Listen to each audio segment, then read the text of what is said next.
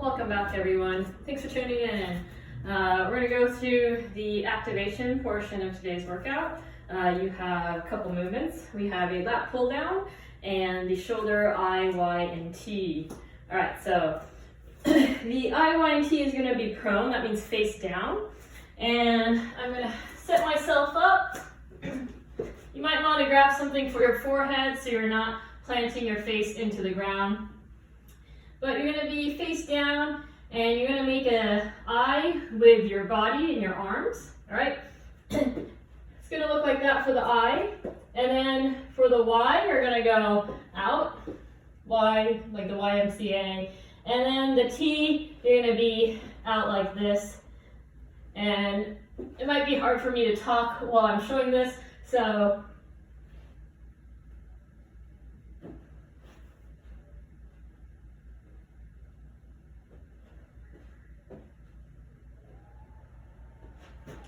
alright, so that's what it's going to look like.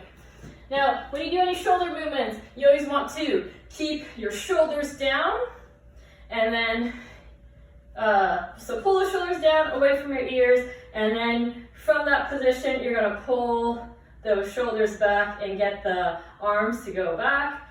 That Y position, same thing, shoulders down, pinch together, and then the T, same thing, all right? Now for the lat pull down, you're going to grab some sort of weighted object. You're going to be face up, and you're going to bring that weighted object over your head. Now you want to take a deep breath in, squeeze that belly tight, make sure that spine is flat against the floor. And keeping your arms straight, you're going to squeeze your armpits down until it's about right over the chest. And you're going to control it back. All right? So squeeze those lats. That's what we're looking for. And again, shoulders stay away from the ears while you do this. It doesn't take a ton of weight to activate those lats. So you could always grab something light. Here's a water bottle. Doing the same thing. Okay, belly's tight, spine flat. If you want to hook a band to something, if this was longer, I would hook it to a table or a chair with some weight on it maybe. And I'd hook that so it doesn't move, and I'd pull that down so that band is giving me resistance, right? And I'm using my lats. So that's what we're looking for in the shoulder activation before we do our strength. All right, first movement of the strength portion, we have a wall walk. You're going to take 30 seconds to a minute, repping out as many wall walks as you can with control. So you should only be able to get like 1 to maybe 3 at most. So you're going to start in a good push-up position, straight line from the head to the feet, and you're going to try to keep that position tight in a straight line as you walk up into the wall. All right, so wherever you feel comfortable holding this position is where you're going to pause at the top and hold this tight, straight line for 10 seconds. All right, and then when you got done with your 10 seconds, you're going to control it back down. I don't want to see at any point your butt lifting, your hips bent, and sliding down the wall. All right, if you're really good at that sort of handstand position, you could go into a nose-to-wall hold. And when you do a nose-to-wall hold, it should be a stacked position, hands, shoulders, hips, everything stacked. And only your nose and toes should be touching the wall. So if you're going into a nose-to-wall stand and your thighs are touching, your belly's touching, you're just leaning up against the wall, just work on the wall walk and work on that plank core strength, right? So for the nose-to-wall, you're gonna go up, only the nose touching, stacked position, my chest isn't touching, my thighs aren't touching, everything is stacked, holding, and you're gonna hold that position for 45 seconds to a minute. All right, so that's only for the advanced people who are really strong. They have no problem doing handstand push-ups, maybe working on handstand walks. For everyone else who's working on push-up strength, core strength, not very comfortable going upside down, you don't want to work on that wall walk, hold, and get strong in that position. All right, so with that being said, we're gonna go into negative push-ups. So if you watch my intro video, we know that we're gonna be working on push-ups. A lot of people have a hard time doing push-ups, so we're gonna work on the negative. All right, so feet together, you're gonna push into the ground, hold this active position, and you're gonna take about 3 seconds to touch the ground. All right, so only the chest should touch. You shouldn't be sagging your hips. If your hips touch first, you're doing something wrong. All right, that means that you don't just push your hips into the ground or up into the ceiling and come down. You want to keep that tight plank position and then control the whole time. Touch the chest to the ground, and then you could worm up, or if you're pretty good at push-ups, you could even try pushing up, but make sure it's not chest up and then back up. Okay, so with control, doing that 3-second descent, depending on your level, you're gonna try to get 3 to 10. If you're pretty good, you can work on 3. Again, form, technique, working on positioning is key. Not sagging your hips, having your feet apart, and then flopping up and down.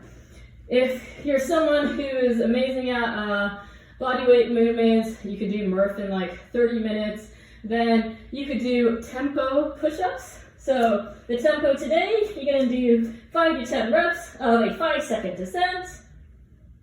So we're gonna pretend that's 5 seconds, 1 second at the bottom, holding that position, making sure nothing touches but your chest. And then you're gonna drive up fast, up, and then hold that top position for 1 second. So 5 on the way down,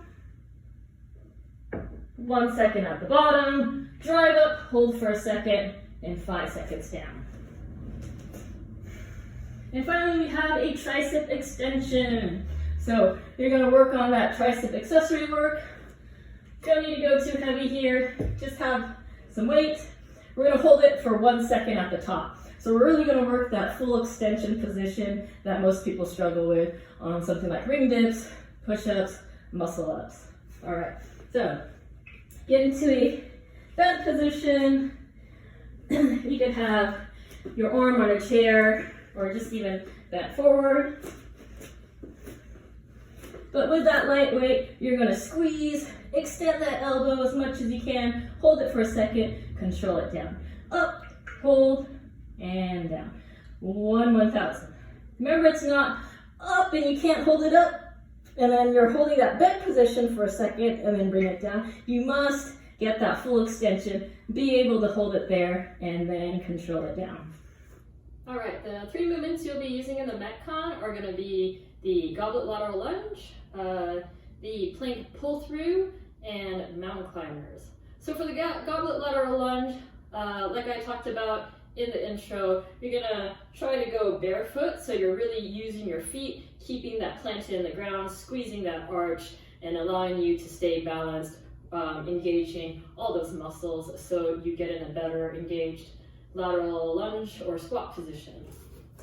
Okay, so you're gonna want some weight. It could be a dumbbell, kettlebell, a backpack full of books.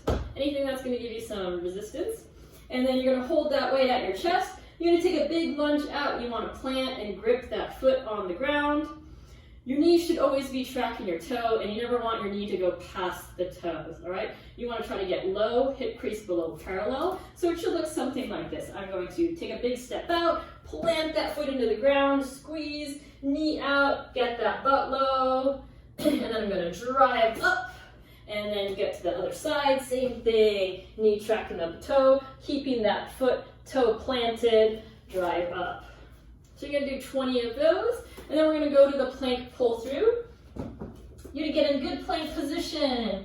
So squeeze those butt cheeks, belly tight, stay engaged. And then you're going to bring that weight across.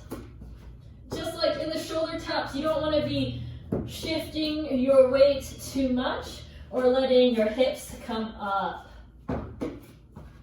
All right, so keep that in mind. Tight, good plank position here, holding that engaged.